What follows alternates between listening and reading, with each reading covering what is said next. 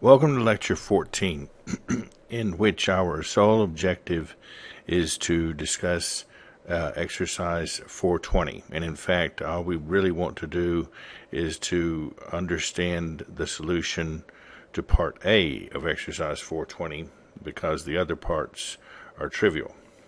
So I will leave it to you to read this exercise for yourselves, and then we want to understand how to solve it. So our state C in this problem is equal to 1 over square root of 2, 0, 0,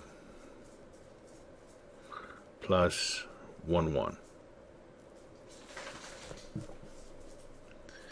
And the first qubit is going to be measured. So let's say basis for measurement of the first qubit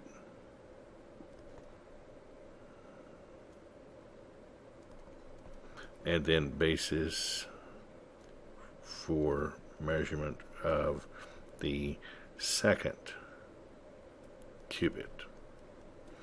And our basis for the measurement of the first qubit is V1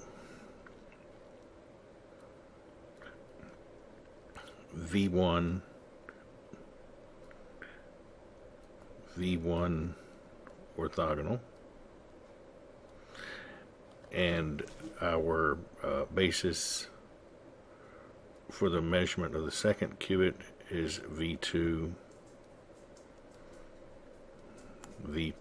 orthogonal, where V1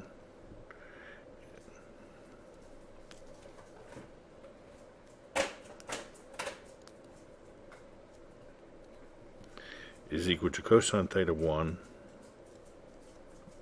0, plus sine theta 1, 1. V1 orthogonal is minus sine theta 1, 0, plus cosine theta 1, 1. And of course, if you take the inner product of those two vectors, it's easy to see that these vectors are indeed orthogonal to each other. Furthermore, each of these vectors is of unit length. So this basis right here, this basis, measurement basis for the first qubit, is indeed an orthonormal basis. And then, as you might guess, V2 is cosine theta 2, 0, plus sine theta 2, 1, and V2 orthogonal is minus sine theta 2, 0, plus cosine theta 2, 1.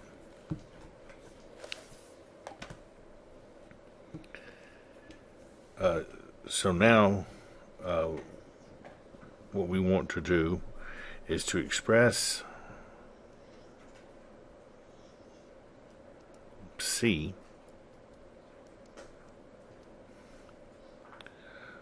in terms of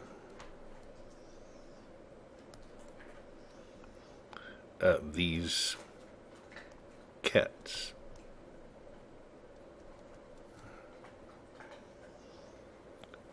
Okay, so C again is equal to 1 over square root of 2, 0, 0, plus 1 over square root of 2, 1, 1. And so when we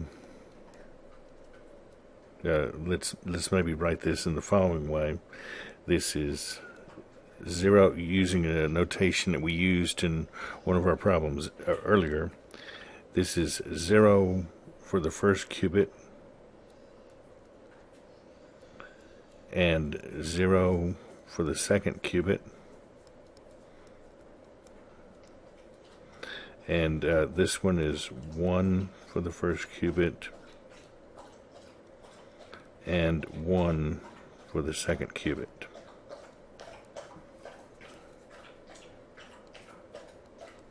Now, since the first qubit is going to be measured with the basis V1 orthogonal, and the second qubit will be measured with the basis V2 orthogonal, we will express the 0 here for the first qubit and the 1 here for the first qubit in this term.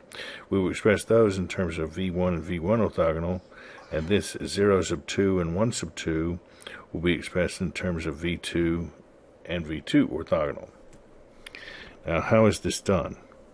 Well, it's actually fairly straightforward. If we look at these expressions here for V1 orthogonal, V2, and V2 orthogonal, we will notice the following. I guess I'll just put it over here to the side.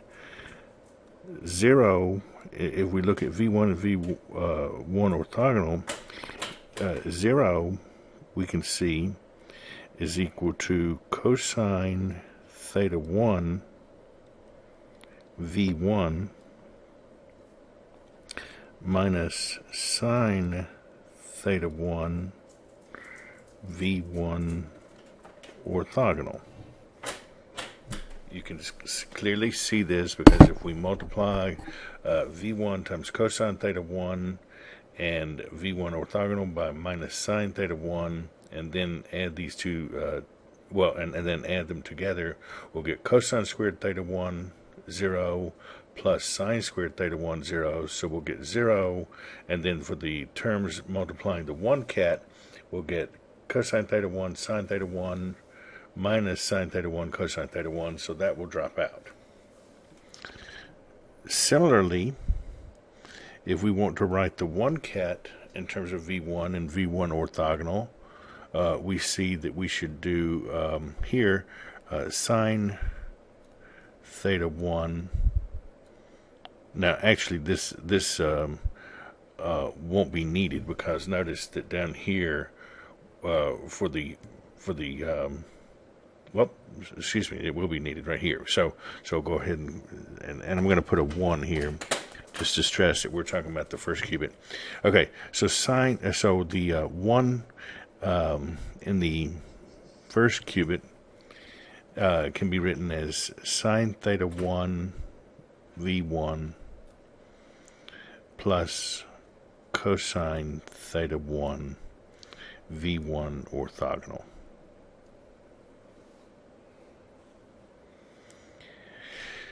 And then in a very similar fashion, we conclude that 0 in the second qubit is equal to cosine theta 2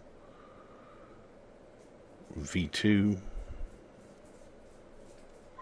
minus sine theta 2 V2 orthogonal, and 1 in the second qubit is equal to sine theta 2 V2 plus cosine theta 2 V2 orthogonal. So when we take these expressions and use them to substitute down here, we will get the following: 1 over square root of 2, and then cosine theta 1 V1 minus sine theta 1 V1 orthogonal,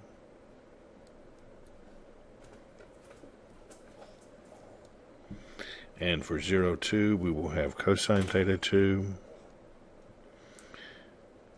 V2 minus sine theta 2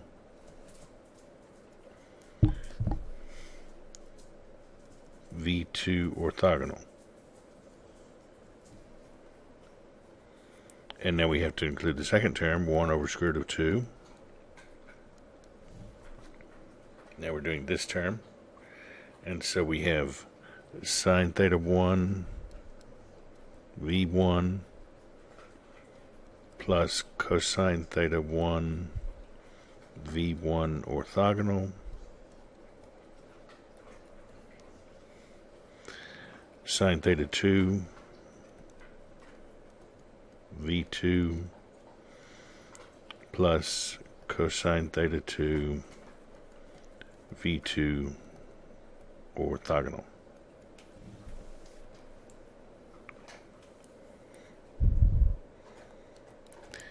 And now if we put this all together, of course 1 over square root of 2 is common to all of those terms. And we'll get cosine theta 1 cosine theta 2 V1 V2 minus cosine theta 1 sine theta 2 V1 V2 orthogonal minus sine theta 1 cosine theta 2 V1 orthogonal V2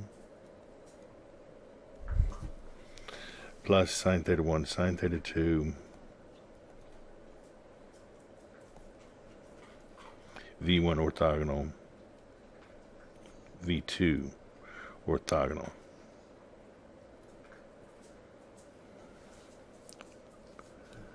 Those are all the terms we get from here.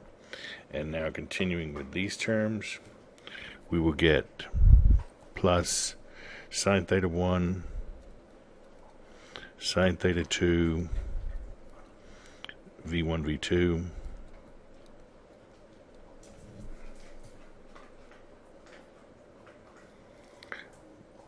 plus sine theta 1 cosine theta 2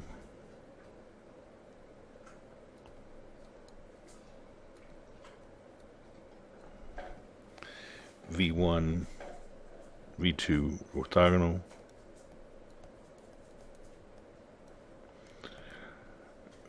plus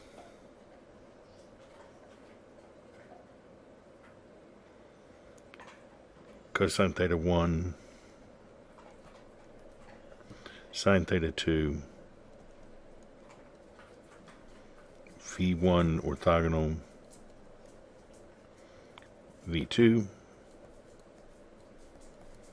plus cosine theta 1 cosine theta 2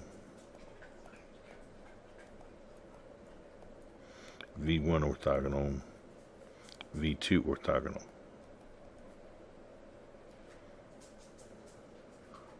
And that's all the terms.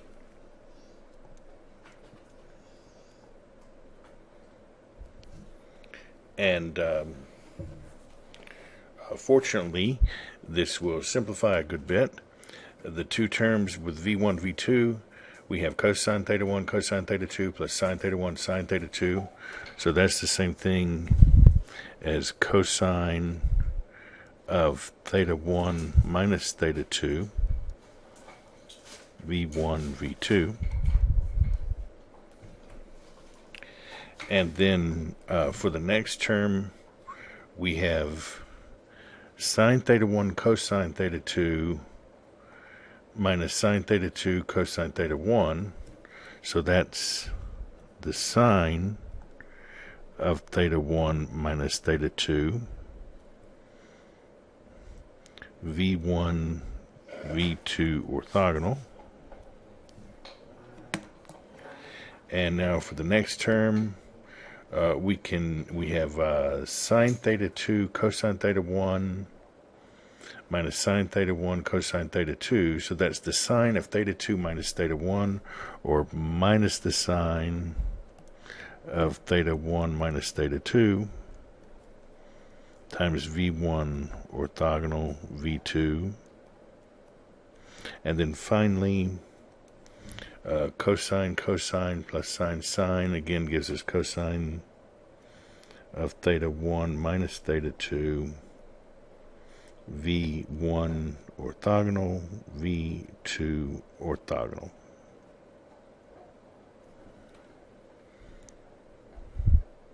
And that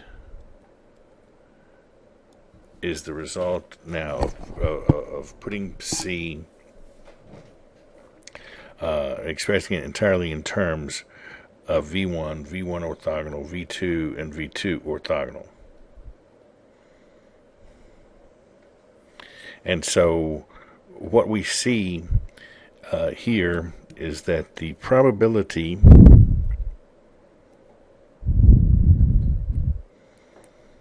that the two measurements, now remember that V1 is associated with the V1 and V2 are associated with the eigenvalues of 1, and V1 orthogonal and V2 orthogonal are associated with the eigenvalues of -1. So the probability that both qubits will agree with each other, in other words, that both will correspond to the +1 eigenvalue or both will correspond to the -1 eigenvalue, is going to be this coefficient squared plus this coefficient squared, and then of course don't forget the 1 over square root of 2 out in front. So that so we'll say that the qubits